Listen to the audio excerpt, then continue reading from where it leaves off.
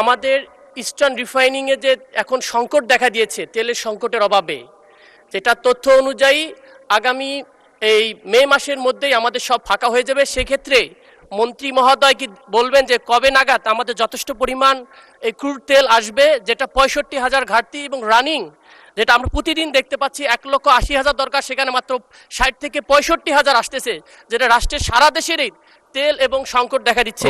এক্ষেত্রে উনি কিভাবে অ্যাড্রেস করবেন এবং ওনার তথ্যটার সাথে বর্তমান রিপোর্টের কোনো মিল নাই এবং ইন্ডিপেন্ডেন্ট রিপোর্ট অনুযায়ী বাংলাদেশ সবার আগে তেল সংকটের দেশ হিসাবে পড়ব, সেই জিনিসটা উনি কিভাবে অ্যাড্রেস করবেন? মাননীয় মন্ত্রী। মাননীয় স্পিকার, ছিলাম বিদ্যুতে, এলাম তেলে। মাননীয় স্পিকার, আপনার আমাদের দেশে পত্রিকায় আপনি যদি মনে করেন এটি সম্পূরক প্রশ্ন নয়, আপনি উত্তর নাও দিতে পারেন। আমি সম্পূরক প্রশ্ন না, তারপর উত্তর দেবই। উনি ইয়াং ম্যান, আমি আশা করি উত্তরটা দেওয়া হচ্ছে, সেই জন্য আমি উত্তর দিচ্ছি। আমাদের রিফাইনারিতে তেল আছে এবং আমরা তেল ক্রুড কিনেছি, ক্রুড আসছে। ওনাকে মনে রাখতে হবে পৃথিবীতে একটা সমস্যা সৃষ্টি হয়েছে ইরান যুদ্ধকে কেন্দ্র করে। তারপরেও তারেক রহমানের নেতৃত্বে এই সরকার যে বিদেশ থেকে বিভিন্ন জায়গা থেকে তেল সংগ্রহ করে এনে আমরা তেল দিচ্ছি এবং রিফাইনারিতে আমরা পারচেস করেছি, এটা রাস্তায় আছে, এটা শেষ হওয়ার আগেই চলে আসবে। মাননীয় স্পিকার, আপনাকে ধন্যবাদ। দেওয়ান মোহাম্মদ সালাউদ্দিন, ঢাকা 19। আমার নির্বাচনী এলাকা ঢাকা 19 সাবা আশুলিয়াতে জনগণের ভোগান্তি লাগবে নতুন গ্যাস সংযোগের কোনো পদক্ষেপ গ্রহণ করিবেন কিনা, হইলে তাহা কবে নাগাদ বাস্তবায়ন করা হইবে? মাননীয় স্পিকার, আপনাকে ধন্যবাদ। মাননীয় মন্ত্রী। মাননীয় স্পিকার, আবাসিক, বাণিজ্যিক, সিএনজি শ্রেণীতে নতুন গ্যাস সংযোগ প্রদানের কোনো বিষয়টি বর্তমানে স্থগিত রয়েছে। এটা বহুদিন যাবৎ এর স্থগিত আছে। শুধু শিল্প ক্যাপটিভ শ্রেণীর শর্তাধীন নতুন গ্যাস সংযোগ প্রদানের বিষয়টি চালু আছে। ধন্যবাদ মাননীয় স্পিকার। মাননীয় সদস্য দেওয়ান মোহাম্মদ সালাউদ্দিন একটি সম্পূরক প্রশ্ন করেন।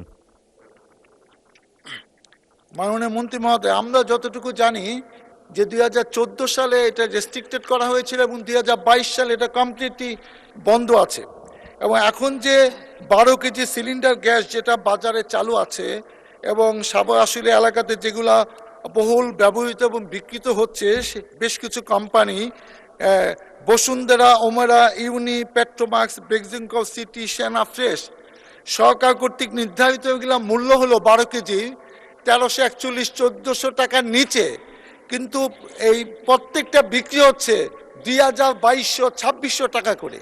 তো এখন যদি এই সিন্ডিকেট এখনও তারা সক্রিয় থাকে, তাহলে আওয়ামী লীগের 17 বছরের সেই কথাই তো আমরা মনে করছি, সেরকমই ভাবছি।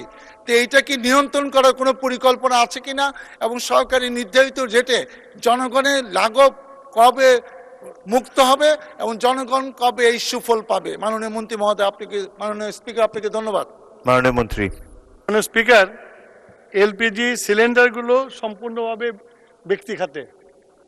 আমরা সরকার আসার পরে সরকার থেকে যেন আমরা এই সিলিন্ডার করতে পারি সেই জন্য পরিকল্পনা করছি। আশা করি অতি দ্রুত এই পরিকল্পনা বাস্তবায়িত হলে সরকারের পক্ষ থেকেও আপনার এই সিলিন্ডার বিক্রি করা হবে। মাননীয় স্পিকার, আপনাকে ধন্যবাদ। মাননীয় সদস্য রুমিন ফারহানা, ব্রাহ্মণবাড়িয়া 2। মাননীয় স্পিকার, আপনাকে ধন্যবাদ। মাননীয় স্পিকার, মাননীয় মন্ত্রীর ভাষ্য অনুযায়ী আমাদের বাড়ি ঘরে এখন আর কোনো গ্যাসের সংযোগ দেওয়া হবে না, বা যেই সংযোগগুলো আছে সেখানেও কিন্তু মাননীয় মন্ত্রী গ্যাস পাওয়া যায় না। কিন্তু আজকে আপনার কাছে আমার প্রশ্ন, ব্রাহ্মণবাড়িয়ার আশুগঞ্জে একটা সার কারখানা আছে মাননীয় স্পিকার, এবং সেই সার কারখানাটি জিয়া ফার্টিলাইজার কারখানা নামেই পরিচিত। সেখানে গ্যাসের অভাবে আমরা সার উৎপাদন করতে পারছি না। মাননীয় মন্ত্রীকে দয়া করে বলবেন যে এই সার কারখানায় উনি গ্যাস সংযোগ বা গ্যাস সাপ্লাই দিতে পারবেন, সংযোগ আছে, সাপ্লাই দিতে পারবেন কিনা? ধন্যবাদ। মাননীয় মন্ত্রী। মাননীয় স্পিকার, মাননীয় সদস্য যে প্রশ্ন করেছেন তাকে জানানোর জন্য বলছি, আমরা অতি দ্রুত এই সার কারখানায় গ্যাস লাইন স্থাপন করার চেষ্টা করব। ধন্যবাদ মাননীয় স্পিকার। আমি মাননীয় স্পিকার আপনাদের মাধ্যমে মাননীয় জ্বালানি মন্ত্রীকে প্রশ্ন করতে চাই, এটা তথ্য দিতে চাই। নোয়াখালী জেলায় অনেক গ্যাস ক্ষেত্র আবিষ্কার হয়েছে, সেখান থেকে এবং আমার নির্বাচন সোনামুড়িতে 2টা গ্যাস ক্ষেত্র আবিষ্কৃত হয়েছে। নোয়াখালী বিভিন্ন জায়গা থেকে এই গ্যাস ঢাকা সহ সারা বাংলাদেশে যাচ্ছে, নোয়াখালীর মানুষ গ্যাস পাচ্ছে না। তাহলে এটা কি আমাদের অধিকার না?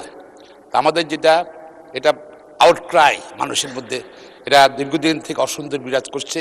আমাদেরকে গ্যাস দিয়ে সারা বাংলাদেশের নেই, কিন্তু আমি মাননীয় জ্বালানি মন্ত্রী অনুরোধ জানতে চাই, উনার কি এই নোয়াখালীর মানুষকে গ্যাস দেবেন কিনা এবং গ্যাস চাপবেন, বিকজ নোয়াখালী গ্যাস নোয়াখালী দেন, ওখান থেকে আপনি সারা বাংলাদেশ বাকিটা দেন। মাননীয় মন্ত্রী।